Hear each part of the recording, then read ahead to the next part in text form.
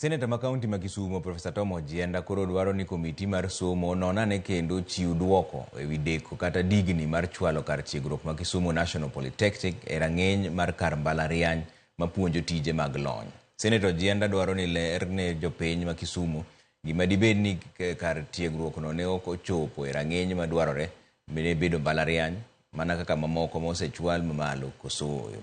Owacho ni chwalo rang'eny mar Kisumu National Polytechnic biro yawo thuolo ne oganda ma Kisumu kod alworano e yudo lony moingo kaka mantiere sani.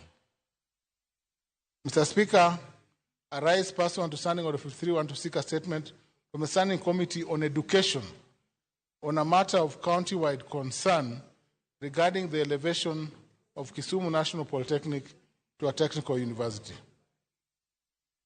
Mr. Speaker, Kisumu National Polytechnic, being one of the leading polytechnics in this country, plays a pivotal role in equipping the youth with technical and vocational skills and thereby contributing significantly to the economic development of the region and the nation at large.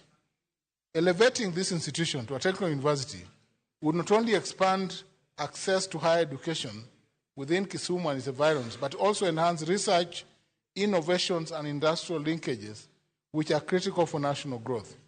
Moreover, such a transformation would align with the government's agenda for strengthening technical and vocational education and training (TVET) institutions to bridge the skills gap in the job market.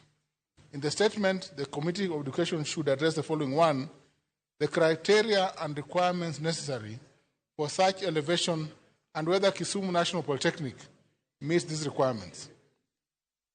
2, plans by the State Department for Technical Vocational Education and Training, TVET, to elevate Kisumu National Polytechnic to a technical university, including a timeline for the process.